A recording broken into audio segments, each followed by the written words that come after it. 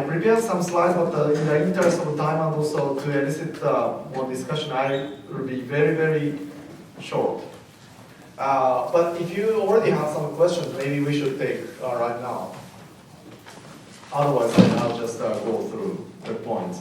So my point is that, as you might already see, predictive coding or free energy principle that Ryota UTSF could be, in my opinion, a good theory of for how the brain works, or how learning can be actually implemented in the brain in some sense. But it's unlikely to be good for the explanation of any of the phenomenology or consciousness, qualia, because as both of them kind of repeatedly admitted that it's not really about consciousness, it's not really about qualia. So that's the kind of the biggest frustration I have. The secondary, none of the predictive coding or free energy principle framework explains specifically about some aspect of consciousness. It equally applies to both conscious and non-conscious processing. So unless some kind of boundary like prediction, as Masayumi explained, we can't really consider that as a sort of even a viable competing theory against IIT. That's the problem. And then also relatedly, Helmholtz initially kind of suggested this type of the framework as an unconscious inference. Even though he didn't say which aspect of this is really unconscious. But there is some kind of ambiguity about what aspect of the predictive coding or free energy or inference, statistical inference itself can be related to conscious or non-conscious. It can be either. That's the problem I have. I made some kind of problem. So compared to that, I feel IIT offers much more clearer prediction and also satisfactory explanation. And about the sort of about the issue of the learning, even if you admit that free energy works to explain how the brain works, the problem is whether learning is really relevant for consciousness. That's the probably clearer point I can give right now. So one of the things that I always find difficult to understand is, let's say, transcranial magnetic stimulation to the brain or direct electrical stimulation to the brain. When you apply it at the right way, at the right location, it can elicit some kind of weird process, like a phosphine in the case of vision, and some kind of unrelated memory. These are never learned kind of stimulation pattern, but it can elicit qualia. And it's very difficult, in my opinion, to accommodate with learning is necessary for experience. And the even more weird thing and the interesting cases that I want to also relate to the necessity of the body or language or self and things like that is these kind of cases of the congenitally blind people. People who are born blind, born deaf, or born without arms and legs. They have reported the phantom sensations. They feel like really strong, vivid sensation in the tip of the hand and tip of the foot. Without learning, without statistical inference, how can this be? That's the question. There is no learning involved, but there is a strong sensation here. And can you explain this again? So Bruja's paper. So this paper basically looked at the people who are born without hand and also foot. And then they are developed and then became an adult. And then this patient self-reported that there is a strong sensation of the phantom limb, both in the hands and the foot. And then they also did the TMS stimulation, changing the location from motor cortex to sensory cortex, and roughly speaking, the activation sites of the phantom sensation and TMS evoked sensation location matches with people's expected location of the somatosensory homunculus. So this person never interacted with the environment with the hand or foot, but they exhibit normal sensation or highly vivid sensation of that. And what about TMS over visual cortex in blind people? they don't report visual experience, right? That's a bit controversial, right? Okay, so that may be the case. Okay, but then other cases here, this is also another controversial paper, but the phenomenon itself seems to be robustly acknowledged in some papers. But these three papers that I listed is dreams of the people who are congenitally blind, congenitally deaf, or congenitally without, hand and foot. All of them has a commonality where the spontaneous report of the dreams about walking or swimming or running, these proportion of the dream reports are almost the same across blind people or tetraplegic people or the normal people. Just from the statistics of the dream reports, you can't tell apart. So that means that when the adult brain is free running without any stimulus or environment, they seem to be highly capable of producing this qualia or experience of walking, hearing, seeing. So yeah, but that's fine, right? So maybe learning also happens through the course of evolution. So maybe some parts are sort of hardwired. Right. So if you include that evolution as a part of the learning, that's fine, and I don't think there's no problem with it. But in the free energy kind of framework, I don't think the natural selection kind of mechanism is into it. Well, I think free energy principle also assumes that the priors evolved for better fitness. So yeah, it's kind of like a kind of Freudian in a way, because you can always everything. I guess what it is how specific your prediction is, right, in particular parameter space. So I want to know in these tetraplegic people, if they don't have any body experience from the birth, not just arms and legs, do they still have this sensation? I doubt. So Peter Bruegger's case is quite controversial paper also, because people can learn, as Nagai-san said, from seeing the others interacting. Right? Michael Stryker showed that the white noise stimulation to the retina is sufficient for visual cortical neurons to develop orientation selective and on-center off-surround neural receptive field structures, so that later they can see vertical versus horizontal lines for the first time in their life. The orientation selective neurons are activated selectively. So you have to just accept this self-organizing, flexible, emergent properties. No, I don't accept that. My point is that whatever the cause is, whatever, whether it's because of the evolution or learning or whatever, at the time of the test, if the brain is wired in certain way, and then if you provide the stimulation in certain way, either electrical stimulation, or TMS, or spontaneous activity, then that's sufficient, or unnecessarily sufficient to generate a conscious sensation. But I agree. Okay. But yes. How do you accomplish that in a realistic, under the realistic constraints? Right. Then you do need genetics and you do need development. Right. Or something equivalent in robotics, which is very difficult to do. Yes. Yeah.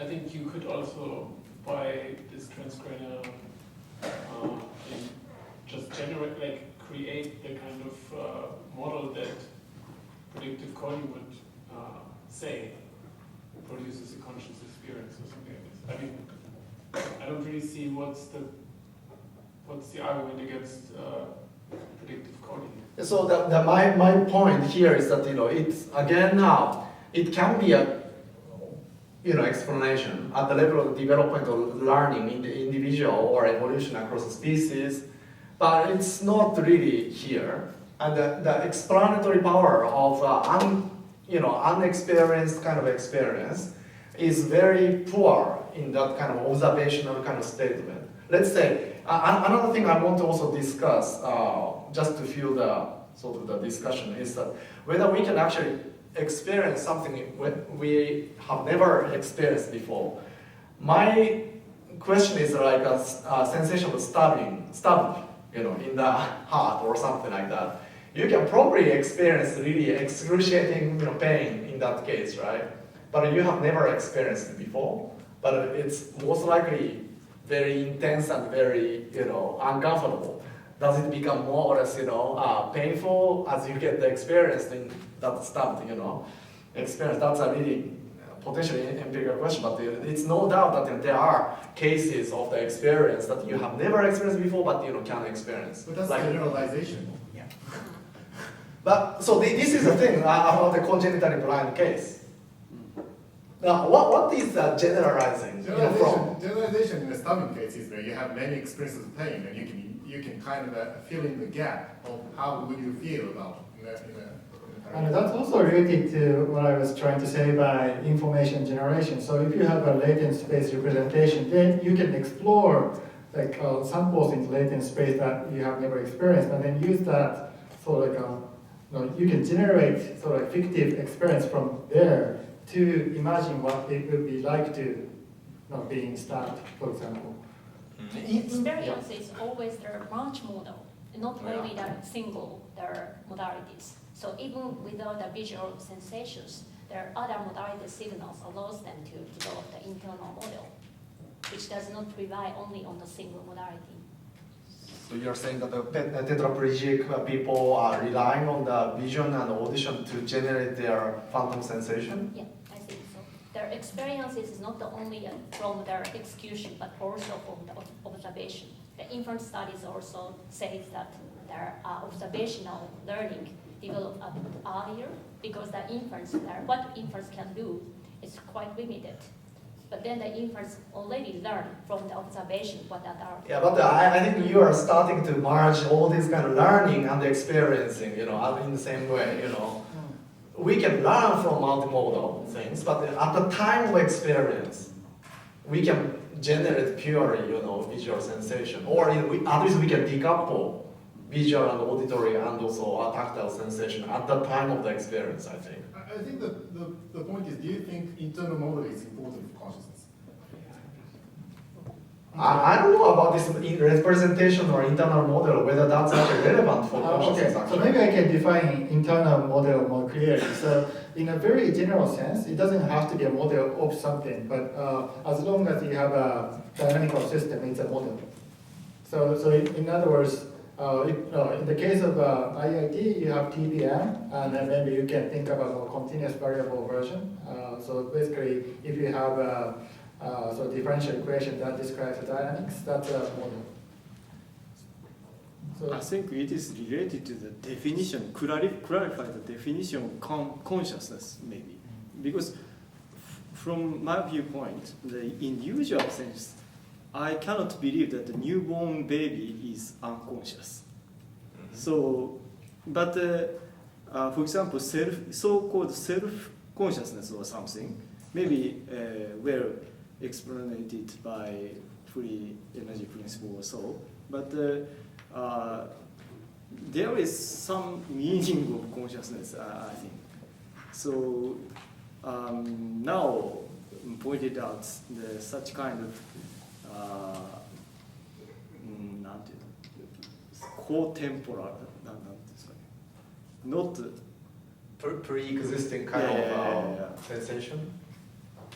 Yeah, so also, it's related to the whether we can extrapolate the sensation, completely new sensation, or whether we always need to learn to experience. That's really related. But another example would be possibly like orgasm or something.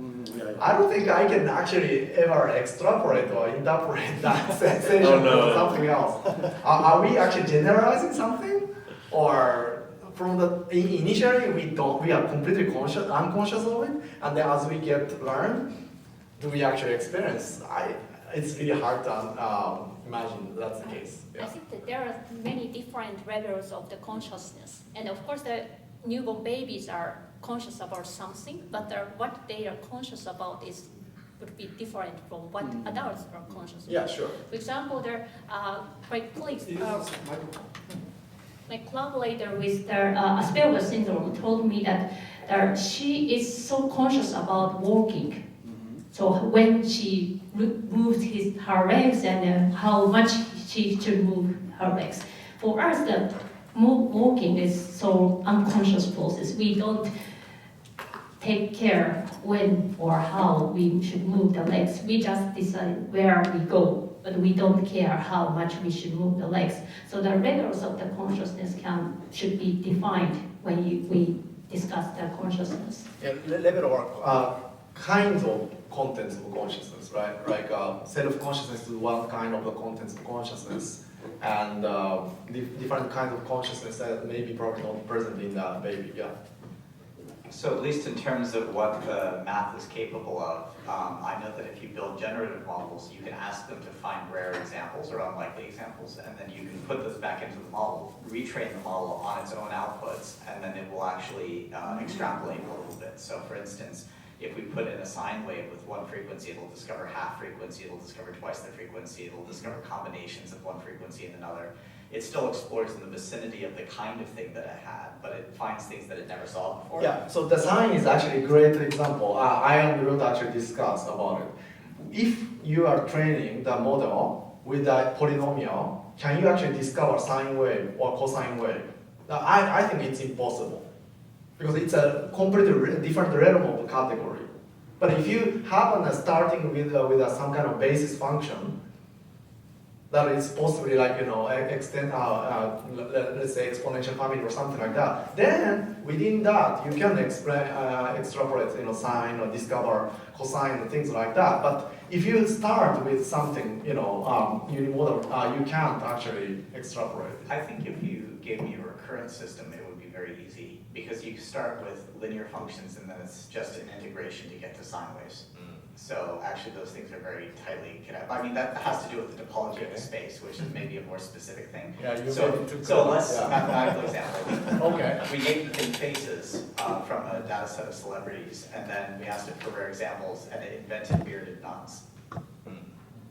So it's not like it's completely off the manifold of faces. It was still a face, but it was a face with a combination of features that it never saw together in the data set. So it found it was both a plausible but unlikely example, and you could find that by search on the generative model, and then feed it back into itself, and it would reinforce it. Maybe, so you're saying that, in a sense, through the experience of the twitching or itchy kind of feeling, we can generalize to heartbeat, heart stabbing, painfulness, and also organisms as well, maybe. Yeah, I mean, I think it depends on the architecture, on the specifics. Did you want to say something? Or, and then... I'm not sure if this was maybe the answer. I mean, I still don't really understand your point that it's a problem about learning, that basically the fact that predictive coding is a kind of learning theory, that this is a counter-argument to, because basically, let's say my brain is a predictive coding machine, and then there's basically a number of models that my brain can realize, and now if you come with your transcranial magnetic stimulation machine and put my brain into a particular state that is the same that maybe in 30 years my brain would reach, then I will feel the same. I mean, so I have the same experience. I mean, if you could kind of, maybe by accident, stimulate a kind of learning. Maybe I can rephrase it in a different way. So is it really about theory of consciousness or not? If you think that describing how the consciousness arrives from the brain completely, and then it automatically, consciousness is automatically described at the same time, then your way of answer is fine. But I have a problem in let's say the distinction between conscious and non-conscious processing boundary, these kind of thing, because predictive coding equally applies to both conscious and non-conscious processing, it's not relevant for understanding consciousness. That's my point. Yes. Okay. So, for example, if the conscious experience requires internal model, and the conscious experience varies with the internal model, with the internal model will update, then it may not be the direct something related to consciousness, but it is crucial to understand consciousness. Yeah. Okay. So that kind of prediction would be good. Let's say if we can only experience something only if when there is an internal model. That's fine. Then another problem is I think there's this one, so there are lots of non-conscious processing in the brain. like starting from super high frequency or orientation or temporal flickers that we can't detect. Like here, this is actually flickering at 60 hertz, and ultraviolet, infrared, these kind of things are all processed in the brain to some extent, and blood pressure is also represented even in the brain, and including the predictive coding type mechanism has been already proposed hormonal level as well. But these statistical properties do not give rise to consciousness. Yeah, but why this internal model doesn't give rise to consciousness? Yeah, but the reason is predictive coding by itself is not the theory of consciousness because it doesn't explicitly say. That's the point. Yeah, but I can make a predictive coding theory of consciousness by making explicit what the boundary is or which aspect of this prediction give rise to consciousness. So in that sense, I'm trying to do this by proposing that information generation part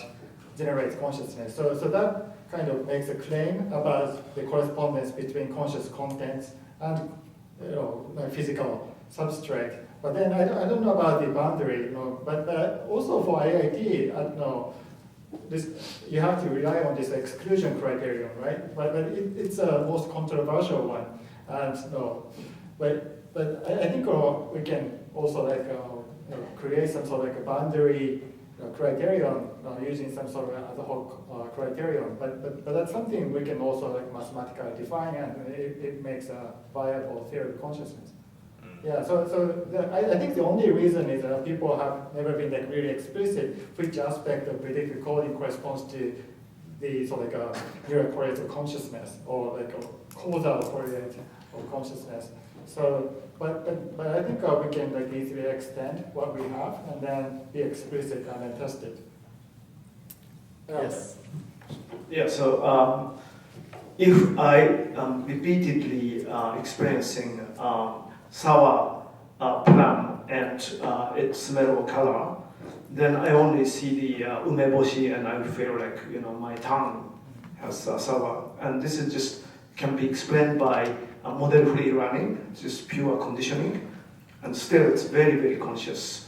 So of course, I believe you when you say I can come up with the predictive coding theory of consciousness. I believe it, but you don't need it in terms of what comes later. Yeah. So that also, that it's nice. So I just connect that things with all right. I can find it, but when I talked with Steven Grossberg next he said that there has been so far he has never found any phenomena or interesting situation where only predictive coding or free energy can't explain all of the things like Shin said, adaptation or other kind of network theory has already predicted and explained.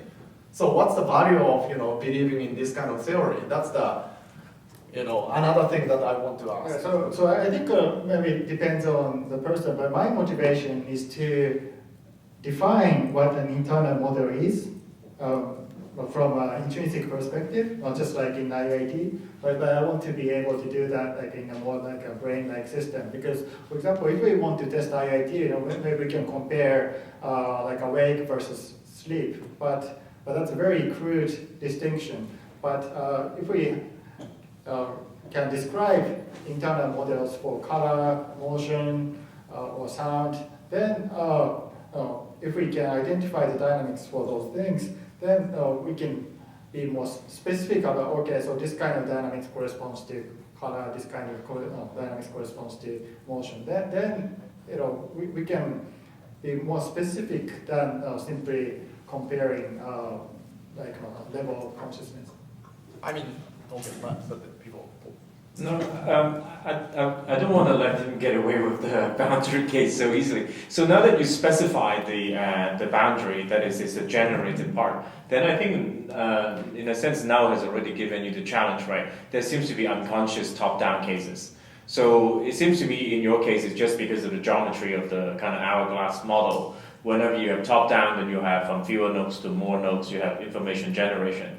So you need an account to explain how you can have unconscious top-down prior predictive coding, right? Yeah, that's a very good point. So, like if I want to build a theory of consciousness out of this, then I have to be specific where the boundary is. And currently, I don't know. Maybe one possibility is how far this top-down prediction can reach.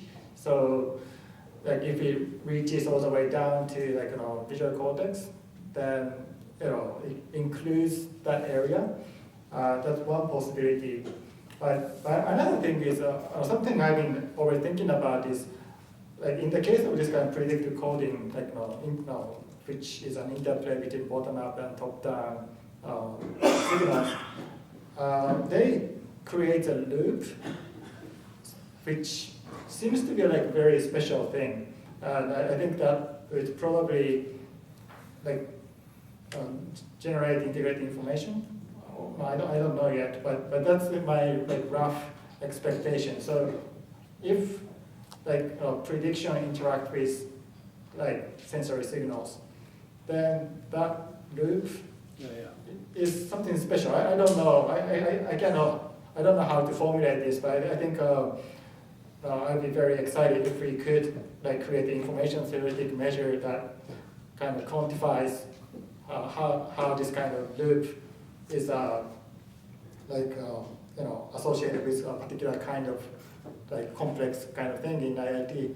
But of course I don't have like mathematical definition of this, but that's some intuition I want to formulate. To go from there, I think one thing you can add is attention. So you can have an explicit attention mechanism, in which case it's obvious what is being intended on. When you go and compress, you go from single inputs into a representation that doesn't have a unique prior input. So that means that when you expand out, you have a distribution of things that you could have, but you have to be specific and you have to select one, because that's going to be fed into something that doesn't expect a distribution as input. It's fed into something that expects a single example. And the average over the distribution is usually actually a very bad approximation of any individual good example. So this sort of choosing means that you're focusing on one possibility out of a set, and that kind of localizes you. So that's a sort of implicit attention. If you add this in a feedback loop and then you have attractor structures, then you can kind of say that you're at one attractor or another attractor, whereas the system as a whole is capable of being at either of those.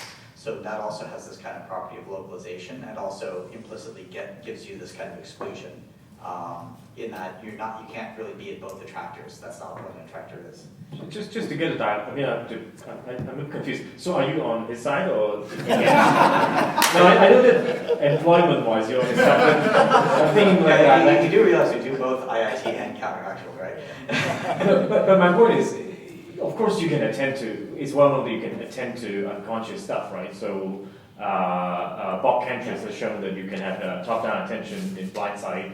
And of course, even in everyday phenomenon, when I'm remembering something, holding in my working memory, it's the same kind of feedback, top-down structure, but there's no phenomenology of seeing. So to the extent that you can do all of that without consciousness, and in some other cases you're top-down but generated, but you're dreaming, then suddenly it comes with the phenomenology, but it's the same circuitry, same kind of top-down. Does it not kind of backfire to you? Well, I guess what I'm thinking is we have one perspective from the IIT side, which gives you a very strong kind of statement about boundaries. We have this other perspective from the predictive coding, which gives you something about the statistical structure of qualia to expect. I don't think either of them is a complete explanation on their own, but I do think that there's a place where they intersect, which is that you can ask, what does an iterated application of predictive coding or something like that look like as a dynamical system?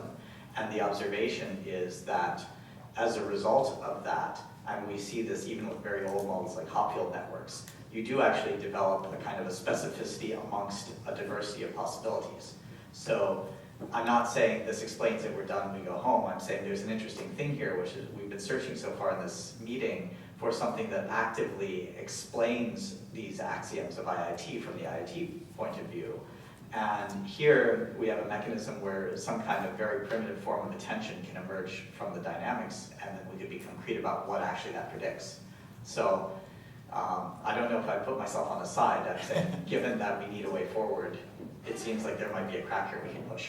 But maybe you have kind of interdisciplinary situation. So I think what Nicholas means by attention is probably more general, and also includes like a metacognitive, like introspection. So basically, yeah, so attention could be also so like a introspection, like in our field.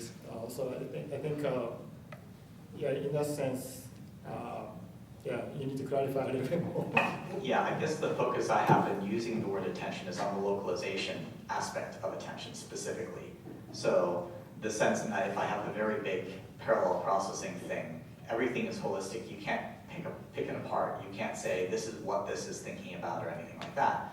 When we think about something like the exclusion axiom, that requires us to be specific and take a whole set of holistically interconnected pieces of information and say, this is the one perspective on it that I take, and I don't take any of the others. So we need some mechanism to pare down that parallelism to something serial and something focused and sparse. There are a lot of ways you could do it.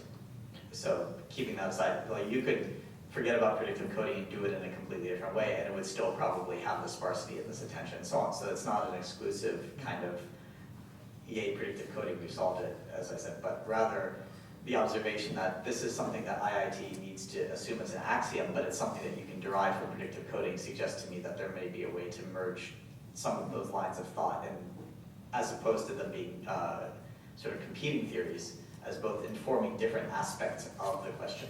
Yeah, some of the people who are familiar with both theories tend to suggest that indeed, these two are not really competing kind of theories, but also more or less orthogonal, right? As you said, and if it's actually really plausible to derive some of the desired properties or axioms in previous way of coding it, can be actually derived from predictive coding principle. That may be interesting, but I don't see how information or integration or so your specific suggesting exclusion could come from. Yeah, just exclusion for now. Okay. So I mean to say, let me try to respond to that. I have no objection, or it doesn't confuse me anymore if your intention is to say where you can find some crack to push and find some explanatory leverage. But I thought that Nao's direction that he was intending to go was very useful. Because if you start a theory, I mean, of course, if you talk about those explanations, it's very abstract and subjective. But I think the least you can do as a starting point is to try to find out these boundary cases about what is necessary, what is sufficient, right? And in that sense, it sounds like there's a problem to both of these cases when you have the same neurons can be activated, and sometimes it's not conscious, sometimes it's conscious. So wouldn't that be a better starting point? And it's not like working out the necessary and sufficient conditions are going to end the problem at all. It's just more like a minimal thing you need to start if you want to be claiming to be doing theories that are empirically relevant, instead of just some ideas that might help. Yeah, I guess I think that all of the existing ones have pretty inescapable flaws. So I think that if we poke too hard at any of them, it will fall apart, essentially. Except mine. That's good, true. One thing we also haven't discussed, but kind of Nicholas touched upon is the issue of attention, right? Attention is not a really explicit part of the IIT, and also attention is pretty much everywhere. If you go to psychology conference or neuroscience conference, even for people who do not believe consciousness, they are totally fine and happy with studying attention. This is kind of weird things. And one thing I thought maybe we can discuss about is that the prediction error. I know that the Ryota won't commit to that, but maybe in the case of Nagai-san's prediction error, it could be really not about consciousness, but it's more to do with the attention that helps learning. And to the extent that attention and consciousness is different, maybe predictive error is possibly more to do with the attention kind of signal. I think, although I skipped there one slide in my presentation, I think the prediction error and the consciousness has a very close relationship. And my current hypothesis is that the moderate levels of the prediction error may result in a higher consciousness. Because, for example, if the prediction error is too large, in case of, for example, they're very young infants or something, they don't have their self-model yet. So in that case, their own movement their inner babies produce a higher prediction error. In that case, they cannot recognize themselves as the self body. Or, for example, in the case of their walking for the adults, we don't pay attention, or we are not conscious about our legs movement. But then once, for example, our legs are injured, we start perceiving the prediction error in the movement. If you have some problem with your legs, and then such prediction errors produces more conscious, they're stronger conscious, their attentions to your bodies. So the prediction errors would produce their higher consciousness, and then not too high but not too low, their prediction error might have their closer relationship to the consciousness. And it's also about the attention mechanism. May I was wondering how to give a comment that I had about an experience I heard from a friend many years ago, and now that Sensei is talking about this prediction error, I came up with a question about this prediction error and how we can explain something a friend told me, and it's that he told me that he can, I don't know if always, but he can be conscious, he told me, when he is dreaming, that he is in a dream. And I have never experienced that, and I don't know how it is like to do it. But he told me that when he's in the dreaming, he knows that he's in a dream, that he can perform actions and behave because he knows he's in a dream. So I was wondering first, if we are talking about conscience, maybe this is an interesting example of how some people, I don't know how many people can do it, how some people are conscious or how some people are not conscious of when they are dreaming.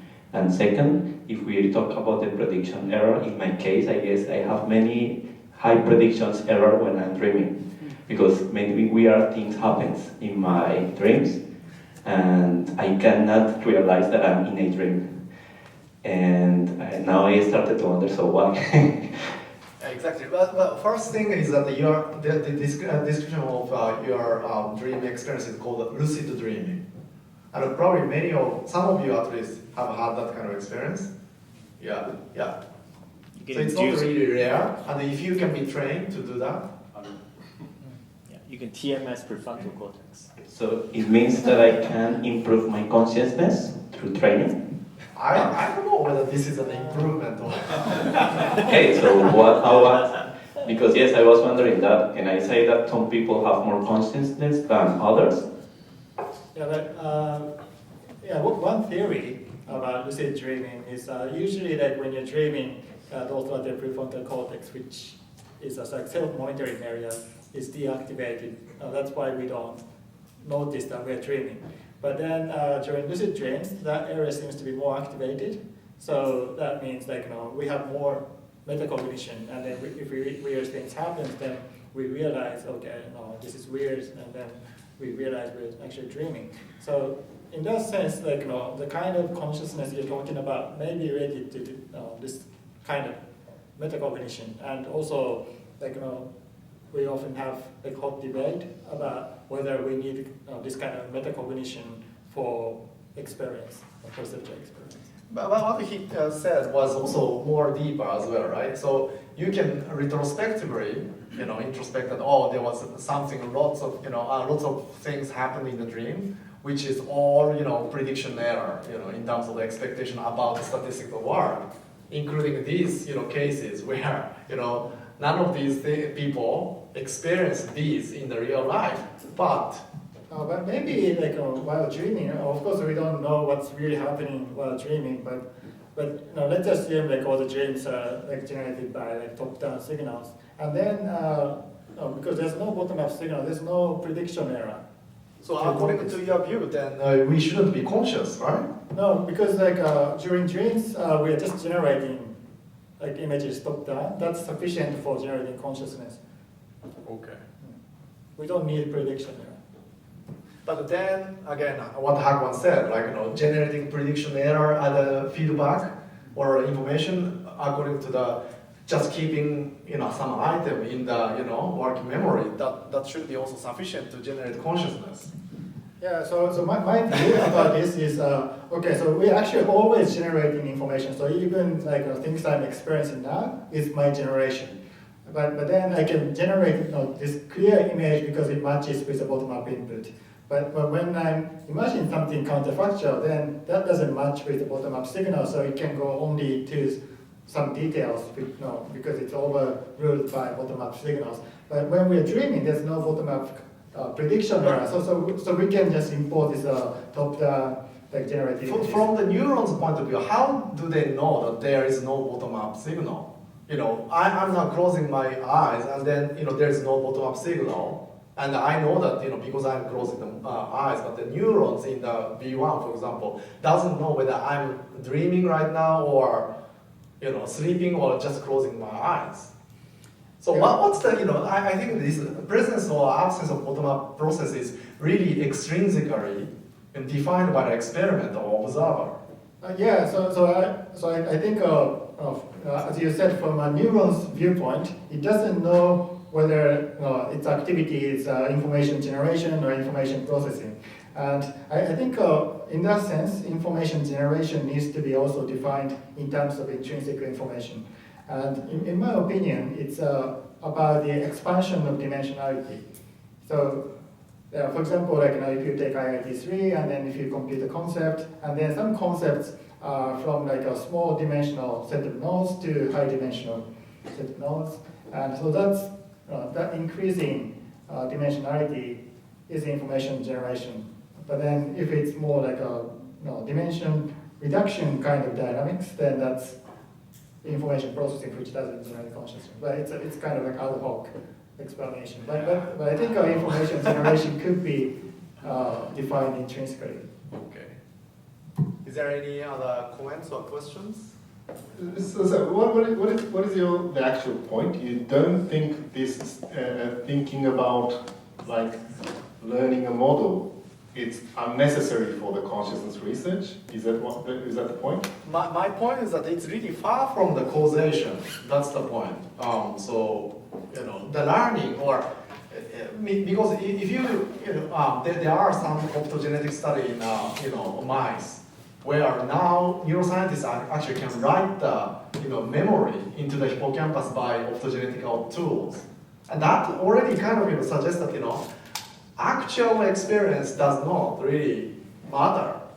It's really becoming like a scientific fiction, but your memory can be written by somebody else, but internal you cannot basically distinguish between your memories coming from your direct experience or direct writing into your synaptic weights.